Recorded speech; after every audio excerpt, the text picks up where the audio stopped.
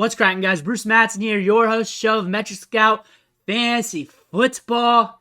And we just had a big game last night. Bills and Rams. A lot of fallouts going on. And we had some players on the Rams that did not hit expectations.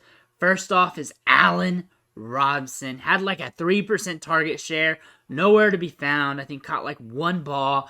Did nothing, and that was huge. A lot of people was chasing him in the middle rounds, especially me. I have him in a lot of teams. I'm a 0RB, hero RB. I'm a robust wide receiver type of dude, so I am heavy on the wide receivers. He was one of my targets. I've had him in a lot of lineups, and that was one of my misses for the game. That was my big one. That was my big one for last night, and probably for week one. For a lot of my seasonal leagues. Dynasty, I don't have any. I cut bait, too old. But seasonal, yeah, I got a little bit here and there. I'm also in a ton of leagues. So honestly, when you're in a ton of leagues, you just kind of sprinkle guys in and out. And you take shots here and there. Even if you don't love it, sometimes you're got to take a shot on 3, 4, 5, 6 leagues just to see what happens. But that's what happens when you're in a lot of leagues. So how I play it may be different compared to everybody else. Or the casual player who's just in 3, 4, 5, 1, 2 leagues or 10 or less. It'll be a little different. But still, Allen Robinson was a guy I felt like a lock. I didn't even really talk about much. I thought it was good to go. You put him in the lineup. You got a big time over-under here. Big game. This was a national televised game that they wanted to have as the starting game. They were expecting high scoring. Game started off slower than expected, lower scoring than expected, had some volume, but it wasn't really enough to propel them. We had some issues with the offensive line. We had some other issues, and it happened. That's variance. What am I doing with Allen Robinson going forward? Absolutely nothing.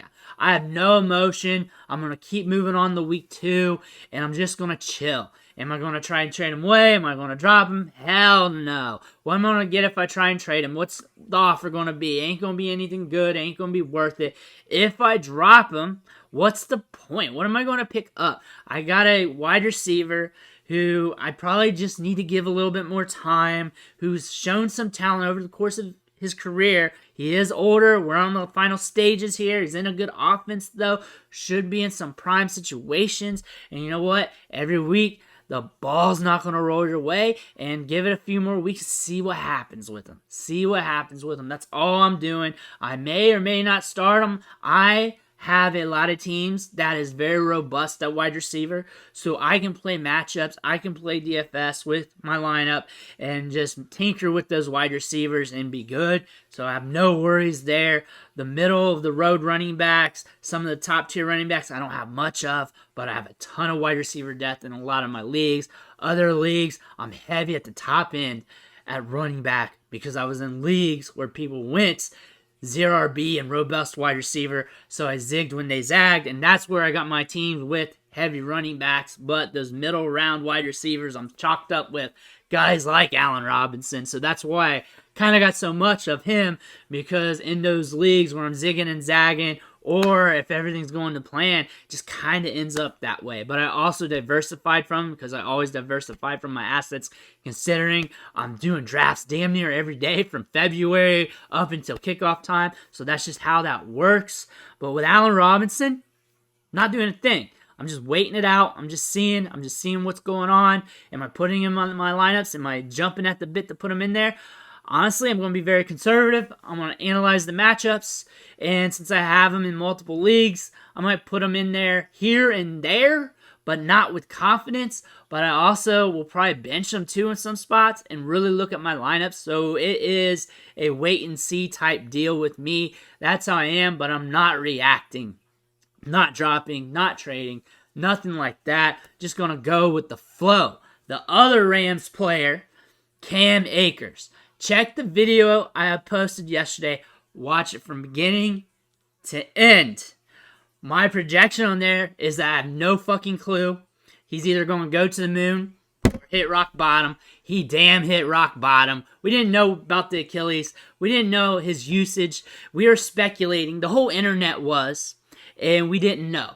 My best thing to tell you guys is that I didn't know and that everybody else didn't know, and whoever gives you advice doesn't know, and nobody knew until it started to happen. We'll know within a quarter and a half what's going on with Cam Akers, and we damn did. I was spot on with that. I clickbaited that video so I could really sell it and get people to watch, and then nobody watched till the end, and then some randos try to hit up, which was great. If you're going to take the thumbnail and you're going to take the title and use that as your information and not watch the end, because usually the information is at the end. That's why I put the information at the end so you watch the whole video. So my average view duration is higher. The goods is at the end. I'm not giving you the goods in the thumbnail. I'm not giving you the goods in the first minute. If you're not watching from beginning to end, you're going to get blasted on it. If you're using thumbnails for advice, good luck to you.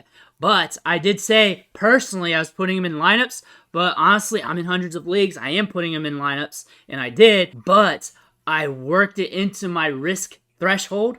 So I put them in enough leagues to where I just accounted it as a 0 to begin with, because I knew of what could happen. And I let everybody know that I give information to. Like, hey, I got this guy ranked over this guy and this guy, but there's a chance he could fall off. I'm putting the gamble in on him, but there's also a chance he runs to 0. And that's on you after that. Because I did the video, I told you, it's boom or bust. And we had bust. And it is what it is. It is what it is at that point. If you're a gambler, you gamble on it. If you don't, you don't. And it's just how you play the game. And it also depends on how many leagues you're in. The more leagues you're in, you can take on some risk. And honestly, if you're in a ton of leagues, it's risky to not take on risk. Because if that player pops off or does the unexpected, that 1, 2, 3% of leagues that you could have had them pop off in, you don't have that hedge. Hedging your bets is always good when you can afford it. And it also allows you to minimize your risk, because that's why you hedge your bets. I hedged some bets with him. I made sure he was in my lineups. Was I confident? No, that's why I told you. I didn't know what the fuck was going to happen. That's why I told you no one else did.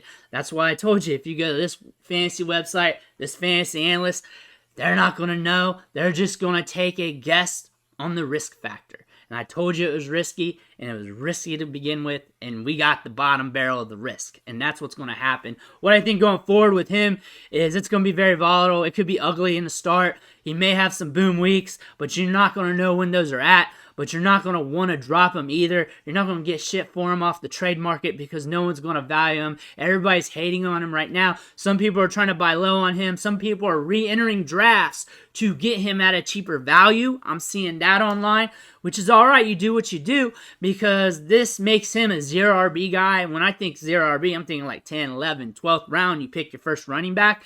So they are jumping in drafts, hoping they can get him at that price tag so they can get him on the cheap, because there is some upside to be there. People are chasing that, and if you're in a ton of leagues and you get some players with some upside, then that's always a good thing, because you got that diversification piece. Because a lot of people don't understand what that means.